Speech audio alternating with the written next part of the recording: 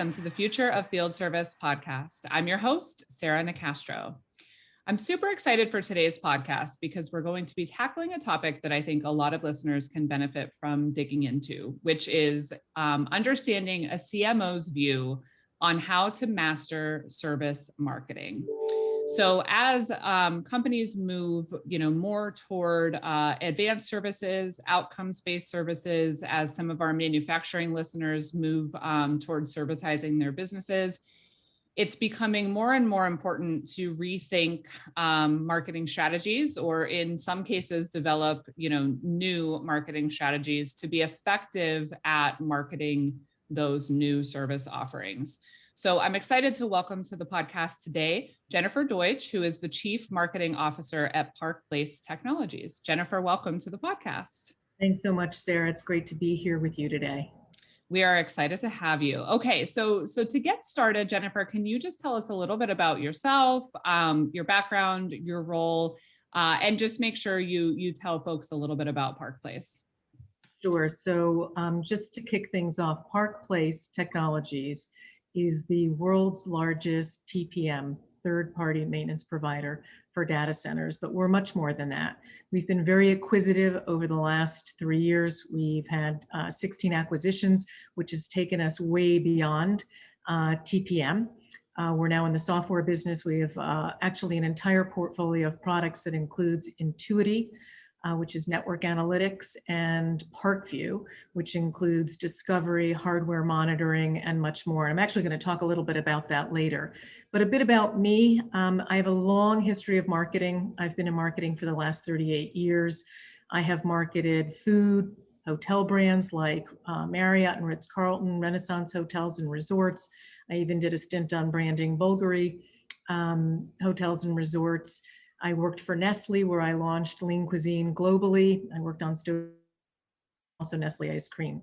I ran an advertising agency for 10 years. That was also very interesting because I worked on businesses, anything from industrial vibrators, which was pretty fascinating, to GE light bulbs, Sherwin-Williams paint. I did work in the retail space, did an awful lot in the healthcare space, where we focused on hospital systems. So that gave me a really interesting background on lots of different categories. I've also had global experience. So I've had a great opportunity to prepare for my role at Park Place Technologies. Absolutely. That's sounds like they're very lucky to have you and have all of that experience. I think, Jennifer, some of what our listeners grapple a bit with is, there's companies that I would say are similar to Park Place in the sense of really expanding core offerings, right? So the same way you said that you've acquired these different companies and you've really, expanded the capabilities of the organization and therefore the services you provide to customers. A lot of our listeners are in that process, whether that's through acquisition or just through the exploration and addition of different services. And then, as I mentioned at the beginning, the folks within our audience that are in the manufacturing sector, a lot of those are really focusing on moving away from the habit and the process and the skills that it takes to market products and learning how to better market services. So I think your insights are going to be really helpful on both fronts. So we'll dig in by kind of starting, if you had to summarize Park Place's approach to marketing its services, how would you describe that?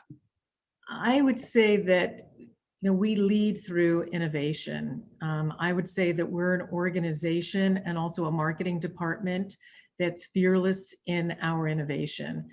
And through innovation, we've been able to change the dynamics of our brand, our products, but also the category.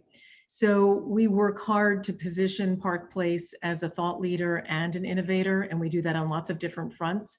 So we use lots of different marketing tactics to do that, from analyst relations to public relations to truly innovating new products, innovating claims, et cetera. And I can talk a little bit about that later. But innovation helps differentiate your product from the competition, helping to set you apart. Because at the end of the day, customers want to know what's the difference. Why Mm-hmm. should I buy your product or service versus somebody else's? So if you can add features and benefits that go beyond price, like innovation, that helps differentiate your product and brand, I think that's key. Mm-hmm. And I guess I can say that there are some recent examples of innovation in our category, which quite frankly has left our competitors flat-footed. So, and some of these things take a while. So about 2 weeks ago, we introduced something called the first time fix guarantee, because in our business, it's all about uptime. Mm-hmm. Not only uptime is actually our brand promise. We promise to drive uptime because if you're running a data center, it must be up. Mm-hmm. So to offer the first time fix guarantee, we are really putting our money where our that the first time we are going to fix it. And the guarantee means that if we don't fix it, we're actually going to service that piece of equipment for a month. So there's a penalty for us. That was such an innovation. That is such an innovation for the category. It took 3 years for us to get it together to make sure that we could actually fix things truly. Right. Deliver on that claim. Exactly. So it was 3 years in the making. Mm-hmm. Another example is when we grew beyond pure play TPM and we were bringing to the market discovery products, marketing products, and products to help organizations optimize. We knew that we had to create and invent a new category, and we did that. And we launched a category in December called DMSO, Discover, Monitor, Support, and Optimize. And that was 2.5 years in the making. And quite frankly, these ideas come from listening to your customers, listening Mm-hmm. to their pain points and hearing opportunities. Also, you must innovate because if you don't innovate, you die, you lose your relevancy. So Mm-hmm. for us, could we have continued and been an organization that simply focused on TPM? Absolutely. But we have a dual brand promise. It's not only uptime, it's also future proofing our customers so that we're staying ahead of the customers. We're staying ahead of the puck to bring innovation. So I think it's important for marketers to have a roadmap for innovation. Not only new product development, but claims and features, all of that takes time. So you've got to have essentially a portfolio of what you're going to be bringing to the market. So if you Mm-hmm. think about it, the first time fix guarantee took 3.5 years. DMSO took 2.5 years. Mm-hmm. There are lots of other pieces and parts, but you've got to have short tail, mid, and long tail tactics to keep your brand fresh. Mm-hmm. The other thing for us is to clearly communicate features and benefits simply. As Aristotle said, the real genius is simplicity. So when you take a look at our tagline, all about uptime, it's a very simple tagline, which quite frankly delivers a message, what we're Mm-hmm. focused on. And we're using one of the most impactful, important words in our category, which is uptime. We drive uptime. Mm-hmm. And it's important that when you have new products or you have new features, that it's easy to understand, that the messaging is simple, um, and that immediately customers understand what it is that you're launching. Mm-hmm. Um, Very good. And I want to go back to a couple points. I especially like how you gave the example of the time that it took to bring the first time fix guarantee to life in terms of messaging. So it was in the works for 3 years before you went public facing. I think a lot of our listeners have innovation in the works. I think that generally speaking, there's different degrees, I suppose, and different struggles along the way. But I think, many of them are working hard at innovating. I think, though, that one of the things that's lacking is the articulation of that new value proposition in a way that really resonates with the customers. I've had countless people say, we invested in an IoT solution so that we could, monitor our customers' assets in real time, and none of them want to buy it, right? And so it's because they're selling on the innovation, not the value of that innovation. So I think that's one of the biggest struggles. So it is, I think, important for our listeners to hear you say some of the things that you're working on now. I think for a lot of the folks within our, our audience, that could be, their remote service strategy or their, migration toward predictive analytics and things like that. Those things that you're working on now, you need to be thinking now what the message will be in a year or 2 years or 3 years when you bring that to fruition. But the other thing I was hoping you could just expand on a bit is, the advice you have on how to articulate that value in the language that is going to have the greatest impact for customers. Yeah, you bring up a really great point, but I'll also say it also works in the reverse. So you may have product innovation, but from a marketer's perspective, we might want to make a claim. So for example, we did claim research where we threw a whole bunch of claims out, things that we could put a stake in the ground and had customers respond and react. So 3.5 years ago, we tested the first time fix. We did not have a solution for it. What we then had to do is develop the technology so we could actually launch the claim and make the guarantee. So sometimes it starts with the product, sometimes it starts with the idea. We actually had a product, Parkview, that was in the works. So literally we could make the guarantee once we had enough of our customers that had actually installed Parkview. So at the end of the day, you can start with an idea and then work backwards, or you can have the product. But the most important aspect is to take the proof points and explain to the customer what the benefits are. How will this help you? And by the way, if a product sits on the shelf and isn't really gaining traction, sometimes there are trends or things that happen in the environment that may actually help you to accelerate your product. And I must say the pandemic helped us with Parkview because remote monitoring became a necessity during a pandemic when people could go into their data centers. So you have to be able to also very quickly respond. I've given some examples of things that took 2.5 years, 3.5 years, et cetera. But you also must be able to respond to trends, respond immediately to needs, and be very quick on your feet. But at the end of the day, to be able to very simply explain the benefits to the customer is the real beauty in communicating and in marketing. Very simply, very quickly. And if you can do it in an arresting way, so you have a headline that catches somebody so that they proceed to read more and learn more, then you have a winner. Yeah, that's a really good point. And I love what you said about it can start as an idea as well. And I want to come back to talk about that a little bit more in a moment. Before we do that, there's a couple things that I want to have you speak on. The first is something that you mentioned to me when we spoke before called a brand activator. And you talked about the importance of a brand activator. So explain what that is and how it works, and any advice you have on developing brand activators. Sure. So a brand activator is a tactic that brings the brand to life. So when you think about a brand and the personality of the brand, and you've gone through your branding exercise, at the end of the day, you need proof points so that you can say, yes, that is my brand. And so I think a great example might be the Ritz-Carlton. So the Ritz-Carlton is known as the ultimate in luxury.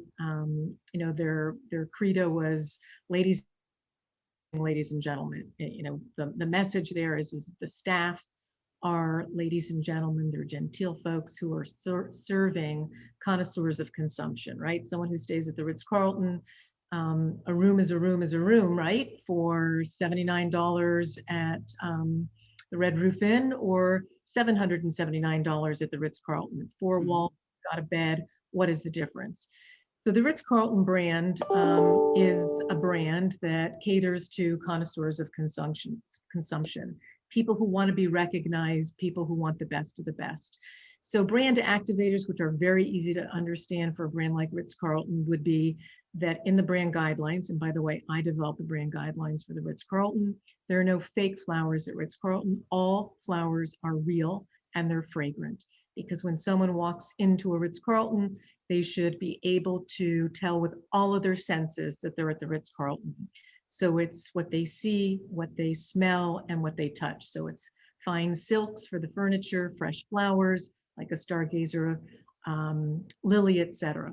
And when they're greeted by the staff, there's a language guide. So very often someone at the Ritz-Carlton will say, "My pleasure." Staff is different at the Ritz-Carlton than it is at another Marriott brand, let's say Renaissance hotels. So people are screened for their service orientation. So I think it's easy to be able to identify and source brand activators for a brand like the Ritz-Carlton, everything from their blue water glasses to dress code, etc. So at a technology company like Park Place, a brand activator might be a little more difficult to define. And I would say that we had to invent them. Mm-hmm. So some brand activators for us would actually include our client advisory board. So we've got 36 customers who are on our advisory board, and we touch base with them. We provide them the opportunity to beta test new products. We listen to them. We understand what's going on in their environment. We provide them with the opportunity to surface topics that they want to talk about, etc. We have a huge e-services initiative that Nicola's really been spearheading. And included in that is that we're the first to bring a mobile app to the marketplace. We have live chat on our portal. We conduct business in real time in 170 different languages. We actually also have what we call PPT tracker. And so that's like a pizza tracker. So you can track your pizza from Pizza Hut. You can actually track your parts and your engineer from Park Place, so you know when the part will arrive and the engineer will arrive. The first time fix guarantee actually also is a brand activator. Other things that we do, we have an end of service library. And so it's not just that we keep the information to ourselves, we push it out to all of our customers, because if they have something in their infrastructure that will become end of service life, they should know, and we can help them.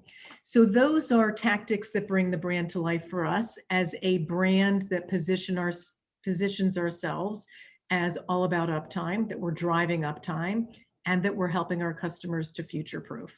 Mm-hmm. Okay.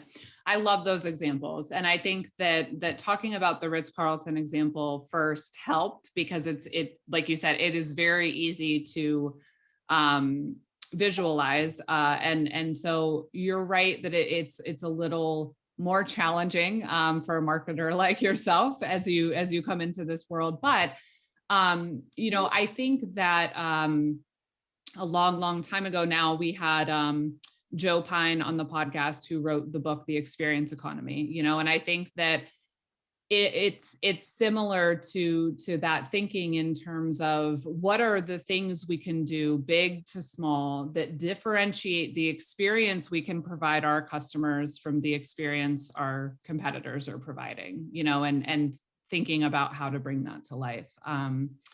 So that's really good advice. Let's talk. Go ahead. Jump in, Sarah, and say that I think that if you really want to make an impact in the category, you should own the best customer experience. Mm-hmm. And that's something that drives us, something that Nicola's working on, we all work on it, that is a core differentiator, that our customer has the best experience given the competitive set. Mm-hmm. Everything, again, from the CAP to first time fix to all the e-services that we provide, from billing options, et cetera, but the entire experience should be the best. Yeah, that makes sense. Okay. I want to talk next a little bit about taglines. So you said yours is uptime all the time? All about uptime. All about uptime. Okay. And very intuitive to me, and why that matters so much to your customer base. And I like it. What is your advice for listeners on developing a tagline that grabs the attention of customers? Well, I think first, when someone is thinking about a tagline, a new campaign, et cetera, you need to start by listening to your customers, understand their pain points, what are they struggling with, understand keywords, et cetera.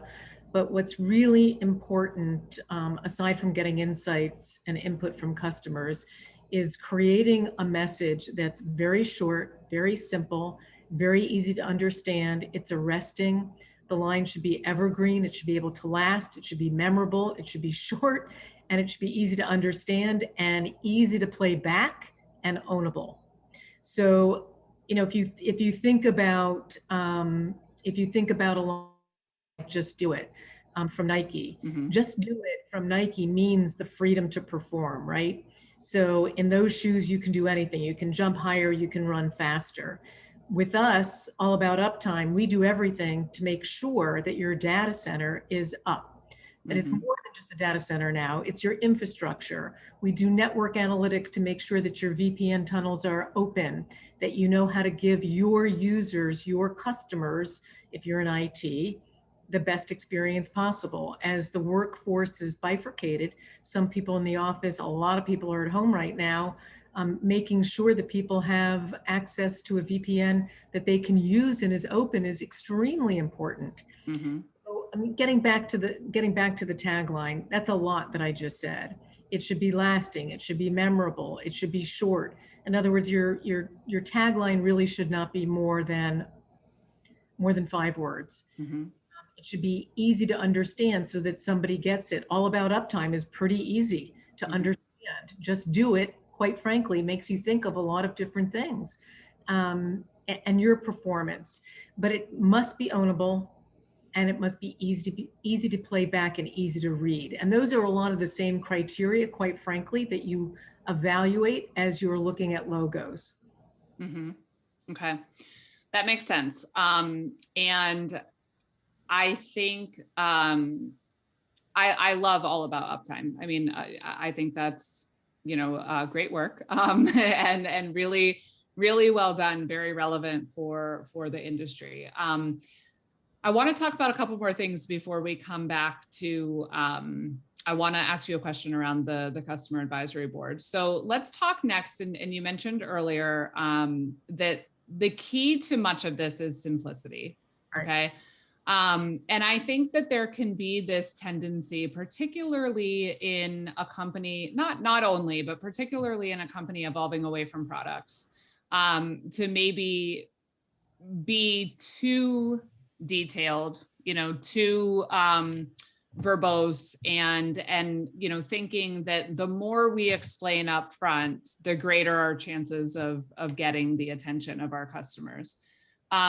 So if you could maybe just talk a little bit about why the opposite of that is actually more effective. And if you have, an example of how to take, a more complex offering and summarize it down to something very simple, but how you can kind of leverage that simplicity to capture enough attention to talk about some of the details.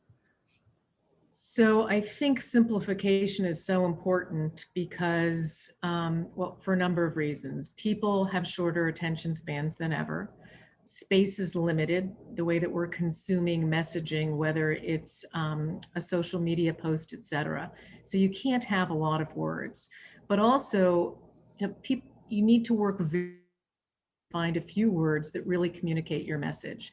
So when I first got to Park Place, one of the things that was very interesting to me is that our engineers have 15 years of OEM experience.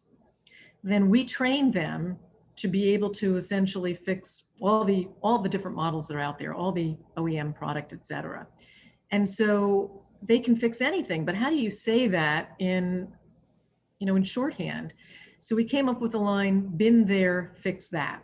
That's the headline. You read that headline, you have confidence that Park Place, with 22,000 customers in 154 countries, probably has seen it before, knows how to fix it. The headline is arresting and it draws you into the body copy so that you can then receive and read the proof points so that you know that the headline is true. Mm-hmm. But if you don't have an arresting headline, you're not getting the reader to read the rest, Mm-hmm. right? Um, so I think that briefer is better. And as I said earlier, Aristotle said the real genius is taking the complex and making it simple. I have another example, and that is that the entire infrastructure scenario is very complex. And I'm a marketer that came from the food industry and the hotel industry, really into the tech space. So I needed to make things easy for me to understand. So when environments are really cluttered and they're complex and we have a product that simplifies things, what does that mean? So we came up with the line from chaos to order. And we actually created an infographic that showed chaos and then streamlined. And Mm-hmm. that was the line that we used to introduce Intuity, network analytics, because if you have the analytics, you can take your chaos and turn it into order. One of the one of the thoughts I just had, and you know, certainly I don't want to speak out of turn or paint the picture that, you know, we don't have any listeners that are doing a good job at marketing. I mean, you guys are doing a great job, which is why I asked you to come on.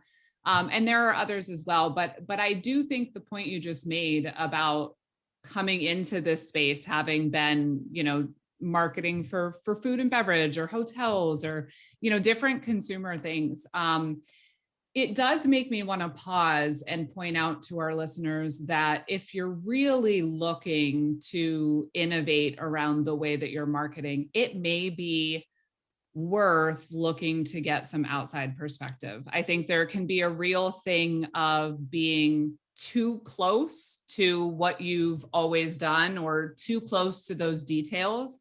And that need you had to simplify the messaging in a way that you could understand it coming from the outside in, I think is what helps make it so catchy for all of your customers to understand it. You know, I think about, if you think about the different personas within your customer base, of course there are technical people that, you know, would understand all of this complex message, but there's also, you know, business leaders, owners that don't care about all of those specifics. They want to know that they can come to Park Place for uptime. You know, those are the it's the synopsis of what matters to them. So I think that what you just said just made me think about the fact that, you know, for some of our listeners that are struggling with marketing in a new or different way, you know, the benefit of some outside perspective, you know, might be worth considering. Yeah. I mean, when I was also in banking for a while, and marketing is marketing. If you learn the industry and you put some Mm-hmm. filters and lenses on them, it works. The other thing that I will share with you is that if you can draw somebody in with a short, concise, easy to understand headline, etc., then you have the ability to explain more to them. Mm-hmm. So, and I'll give you an example. When we debuted All About Uptime, we did it at Gartner, and we had a big booth, and the banner up on top was All About Uptime, and people were streaming over to our booth. And I said, well, you know, what drew you here? And they said the word uptime, Mm-hmm. because that's what drives us. So when you can, you know, it's not stumbling upon it because it really is research. Mm-hmm. There's a lot of work. It takes a lot of work to make things simple. It's much easier to describe a concept in 25 words than to describe it in 5 words. Absolutely. Um, Talk a little bit about, with the different messages you've developed for the different, you know, services you provide for the company tagline, you know, all of those things. Talk about how you A/B test some different options to find what's going to resonate best. Long, long ago, you would A/B test in controlled environments, and it was expensive. Today, with digital, it's very easy to A/B test. You just simply run 2 campaigns and see which one tests better. Mm-hmm. And you can change your variables in real time. And that's what the digital environment has provided to us. So you can analyze your data. Again, it's very easy with digital. We've got some technology that we employ from Sigster to a Drift chatbot, and we can change things immediately and see if there's a lift. Because for us, at the end of the day, it's all about getting the lead. And if we get the lead, then we're winning, and we have a very high conversion rate. So A/B testing today is easier and more cost effective than it's ever been because of the digital environment. Mm-hmm. With all about Uptime, what was an alternative that you tested out? I know I'm putting you on the spot. We actually had 3 campaigns, and one of them was focused on one of them was literally focused on the hardware, showing the hardware. Mm-hmm. And it was so when you develop an ad, when you develop creative, there are really 2 parts. There's the design and the graphic, and then there are the words. Mm-hmm. Sometimes you can change them around to make things better, to make it more impactful, because the site of the visual and also the words need to be impactful. The truth of the matter is that All About Uptime was so overwhelmingly positive that concepts 2 and 3 didn't make it. Yeah. The other truth to the matter is that when you find other concepts that are actually strong, you keep them. Mm-hmm. Very often you'll swap it out. Let's say swap out a tagline in 4 to 5 years, et cetera, or if it starts to get stale, or if you get negative feedback. Mm-hmm. That hasn't been the case with us. And if you do come across something that is very positive, it lasts a very long time, and you're building equity Mm-hmm. in your tagline, in your logo for your brand. So it all ladders up to be positive, because in addition to driving leads, we are also, as marketers, very, very focused on driving brand awareness. Mm-hmm. If you don't have brand awareness, you're really challenged. And Mm-hmm. we're able to drive Park Place brand awareness tremendously over the last 3.5 years. Okay. How long have you been at Park Place? You may have said at the beginning, and I didn't catch it if you did. So I'm coming up on my 4th anniversary. Okay. So I want to talk a little bit about your customer advisory board, because I think if there's a general theme that I think is really important in every answer you've given during our conversation so far, it's really that you need to be speaking the language of your customers. You have to know what that uptime term is to them, and you need to be developing around what is going to draw them over to your booth in droves and make them line up to want to see what the heck you're talking about. So tell us a little bit about the customer advisory board. You mentioned that you have it. I'm curious, what other functions within Park Place engage in that group? Do you have your own just for marketing? Is there involvement on the product side, et cetera? How frequently are you engaging with them? Because again, not to make too many assumptions, but I think that might be another missing connection point for some of the folks that are having challenges in this, is that while they may be gathering customer feedback in different ad hoc ways or not, I don't know that there's that sort of concerted effort to really dig deep, understand the challenges, understand their businesses enough to identify that language that's going to have the biggest impact. So I am an insights-driven, customer-driven marketer, because I am a focus group of 1.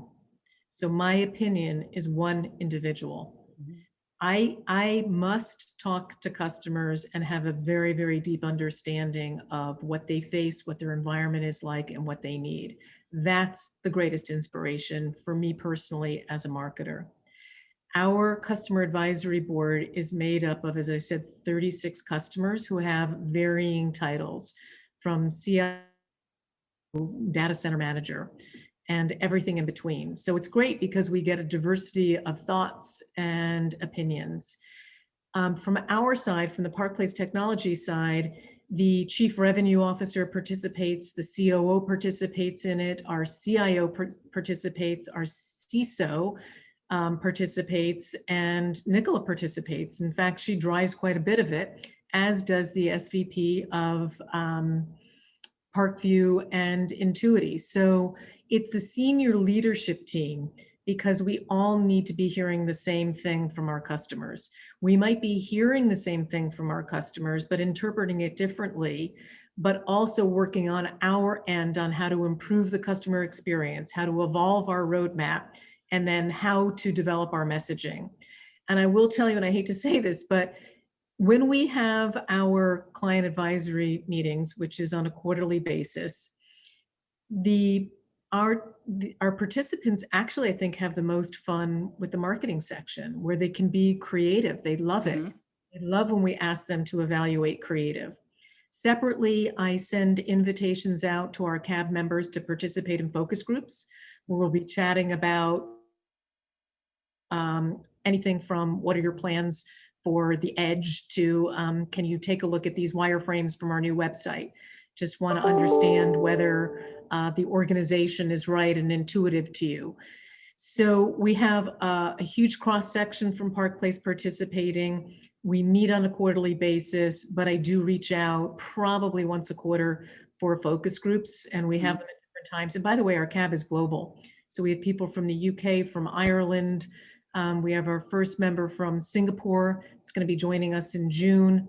All the CAB meetings have been in person until the pandemic, and now they've been virtual for the last year.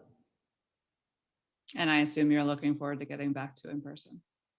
I am. And in fact, we have the next CAB meeting June 24th. I had a couple of CAB members tell me that they've been fully vaccinated, and they're hoping that they can come to Cleveland, to Park Place, to have the CAB session in person. So making it an optional in-person or virtual. That's great. So I think this is another super important point. I mean, the things that you're talking about, you know, how do you take the complex and make it simple? How do you create a tagline that resonates? It, to your point throughout your answers, it all starts with understanding the voice, the language, the needs of your customers. And I think that having that regular communication, having that open dialogue is critical, and perhaps something that other folks aren't doing enough of. I have to just guess that the first time fix concept came from customers, right? I mean, actually it didn't. No?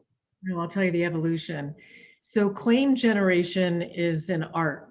And I learned claim generation when I was working in the health and wellness sector, specifically for hospital systems, because if you can make a claim about a condition, so if you can cure someone and you can claim it, that your cure rate is higher, you win. So if you say that you're curing cancer every day, which was a line that we came up with for university hospitals in Cleveland, people are coming to you because you say you're curing cancer, but you have to be able to justify the claim. Right. So when I first got to Park Place, I wanted to do some claim testing. And so we did ask customers if we could make a claim, what type of claim would you want? And so we generated claims internally and then presented all of those claims, I'd say about 15 of them. And the claim that bubbled up to the top was that we could fix it the first time and guarantee it. It was so strong that when we spoke to customers who were not our customers, but they were prospects, they said that if we could make the first time fix guarantee, if we could support it, they would switch to Park Place. So it then became a switcher strategy. But again, we had to be able to deliver it. And I'll throw something to you. When I was at Renaissance Hotels, we made an offer to guests that we could deliver fresh hot coffee with their wake-up call. That's before people were using their cell phone alarm. obviously dating myself, but even if you have a cell phone, I think people still ask for a wake-up call. But to have the wake-up call timed to, I answer the phone, it's 7:30 in the morning, thank you for calling me. You get up, you walk outside your door, and there is a fresh pot of coffee, just the way you want it, with all of your condiments, etc., is pretty amazing. Mm-hmm. Okay. Now that's marketing and operations connected at the hip, because Mm-hmm. you make the claim you'll have coffee at the very same time that you have your wake up call, and it's going to be hot and it's going to be perfect. So we had to make sure that we could deliver. Well, we had to make sure at Park Place that we could deliver the first time fix guarantee, that we're fixing it first, the very first time. Mm-hmm. What if you got your wake up call, you went outside and your coffee was cold? That's useless. Right. You want hot coffee when you first wake up. Right. You want it not only to be hot, but you want it to taste good. Mm-hmm. So that was a real operational challenge. And that's why, in my lifetime as a marketer, I have literally always been connected to operations very, very closely. And also Mm-hmm. that we're connected at the hip, that if we say that we can do it, we must be able to deliver. It is, Mm-hmm. and if you can't deliver on the promise, you've let your customers down. They won't Right. trust. So you just gave me a really good idea for another podcast we could do together, which is talking about the alignment and the sync between marketing and operations. It's a very good point. If you start making these claims and then don't make good on them, you go from improving your brand awareness to ruining your brand perception pretty quickly, right? So that's right. a really good point. Okay. I know we're running out of time. Two more questions for you, Jennifer. The first is, what would you say are the biggest lessons you've learned in marketing Park Place Technology services? So I think that the first thing that I really synthesized and crystallized for me was really the value of customer service, and to be the best in the category, and that you need to keep innovating. Because I have to tell you something, we run so fast and we run so hard to come up with innovative thoughts and ideas, and our competitors sit back, watch, and then they emulate. I can tell you that we have the tools to see who is sitting on our website. Literally 7 minutes after we launched the first time fix guarantee, we had 15 people from our key competitors sitting on our website evaluating the claim.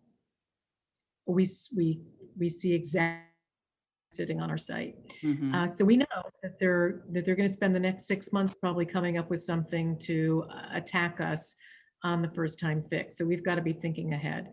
But the customer experience is paramount. The other thing, which is not only learning from Park Place, but it's a sign of the times, really is the impact of video content. Mm-hmm. The reach of video content, and quite frankly, supporting it with a little bit of social goes a long way. The number of views, etc. So serving up your video content to the right people, hopefully at the right time, goes a long way. And here's something else. About 2 years ago, I read an article that said that by 2025, marketing teams will be sitting besides AI, right next to artificial intelligence. And I remember reading the article and telling my team that we're ahead of the game, because 3 years ago, we adopted AI through our chatbot, who we named Parker. We personified him. We've turned him into not only a character, but a trademarked visual identity. And we are working beside AI. I can tell you that Parker has a revenue stream. He converts people online. So we are sitting beside AI. I consider Parker, our drift bot, which is about $1,200 a month, to be part of the team. We are so pushing our drift bot that we're on the advisory board for the organization that, basically for drift, Mm-hmm. because we were pushing it so they can do more. So kind of just to summarize, I know it's a long-winded answer, the three biggest lessons: the value of customer service, the impact of video content, and quite frankly, boosting it, and then also the, the impact of working alongside artificial intelligence. Mm-hmm. I love that. And Parker is another brand activator, right? Parker is another brand activator. I love it. Good, good. All right. Last question, Jennifer, for today, is what are your, as a marketer, and just as a leader, what are your favorite resources for marketing knowledge, inspiration? How do you kind of keep feeding your own, continual education and keep your innovative hat on? So I'll break that into two parts. One is knowledge and the other is inspiration. So from a knowledge perspective, I read the Wall Street Journal, and I read it because it comes as a business perspective that I spin in my brain into marketing, right? How can I take this knowledge and what does it mean for me, my business, our brand, and our category? So I read the Wall Street Journal and I find it I think it's inspirational, but it's also stimulating. It really makes me think. The Do other, you read paper or online? I read paper. I have it delivered to my house every day. I like it. Yeah. Um, and I also think that analyst relations is extremely important. I can't read everything. I can't know everything, but having a conversation with an analyst is extremely important. And I'll say there are some analysts who can break it down and speak to me as a marketer and vice versa. So we have a relationship with a fellow by the name of Roy Osley, who is from Omdia, and he is the fifth most influential analyst in the tech space. Talking to him is like taking a rocket ship into the future, but he explains things so simplistically that I feel that I'm really ahead of the curve. Mm-hmm. So the guy who reads all the technical papers, talks to all the technologists, and he synthesizes it and can serve it up to me in a way that makes it very easy to digest. And then that helps me to understand where we should be taking our roadmap, how we in marketing should be creating content, and how we should be talking to our customers. Mm-hmm. From an inspirational perspective, I get inspiration from my team. For the size of our business, I have a fairly small team. I've got 11 people on my team, and I am the oldest on my team. And so we have people that range in age from, I'll say, 23 to 58 on the team. And from the young talent and the diversity, I learned an awful lot. A 25-year-old looks at social very differently than I look at social. Mm-hmm. So I've got a 25-year-old who runs our social program, and I've got a content guy who's used to write for Rolling Stone. I also have a guy on my team who was an agency veteran for 20 years, who was never in the tech space. And he writes copy for us beautifully. Mm-hmm. The team inspires me. And again, I think that the diversity in age, interests, et cetera, really helps us to be a very well-rounded team. The other thing that I do for my team, which I actually think is really helpful and beneficial, is we have first of all, we meet every day. And now during the pandemic, it's cameras on mandatory. So everybody has to be in the daily meeting with the camera on. And once a week, we do a deep dive into technology, into our own technology. So that, because if we don't understand the technology, we can't write about it. We can't speak eloquently about it. We can't explain it. We can't develop pitches. We also work with HR. If HR can't have a recruiting script that clearly communicates, we're not going to have the right people on our team. So again, another long-winded answer, but I'm inspired by my team and by folks within the organization. I think that's really cool. Jennifer, thank you so much. I really, really appreciate you coming and sharing openly and giving such great examples and food for thought. I would say to our listeners, I approached Nicola, who's been on the podcast before, to connect me with Jennifer.